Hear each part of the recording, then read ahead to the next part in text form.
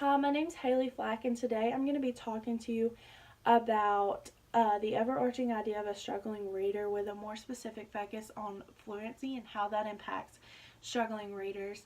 And so, throughout the education program here at JSU, we have really focused and zeroed in on reading, all things to do with reading, how you get there, what the steps are, the milestones, and what the end goal is. And so that includes things like phonemic awareness, phonological awareness, phonics, fluency, reading comprehension. So all of these things go in to reading, and the fact that we talk about these every semester just tells me how important it is to get students to understand and learn this process so that they can get there, and how difficult it can be. And so fluency is very difficult for students in most cases. It said that 40% of students struggle with fluency. One of the reasons for this is most likely because my phone's done. So it's most likely because the alphabet is not natural for the English language. There are about twice as many sounds as there are letters. So obviously this can get kind of confusing, especially if you're new to the reading world, which is how we all enter in. And so 40% of those students that are behind or lack reading fluency never catch up, and they will never catch up without a teacher or a parent that is passionate to invest that time in them to get them to that extra step and that extra mile. And so it said that kindergarten, their second grade, you're reading to learn.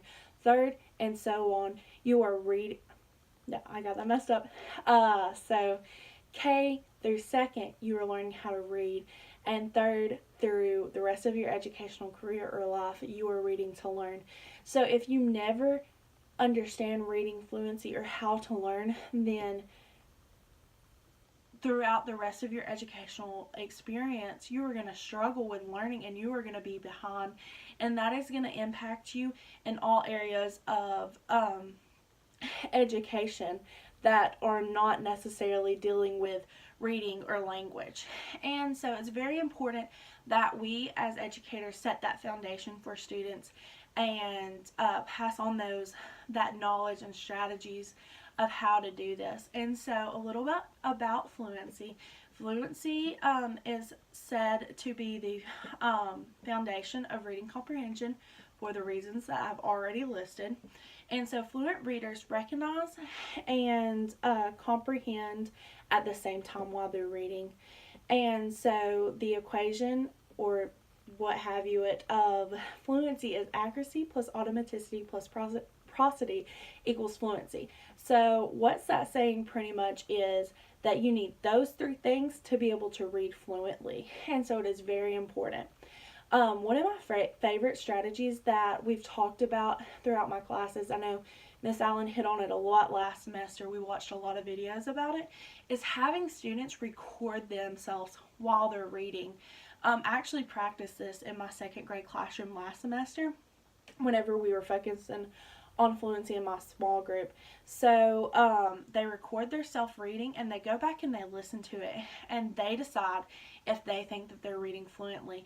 And so what that does is allow them to go back, hear their self, and apply what they know about reading fluency to their reading so they can make changes.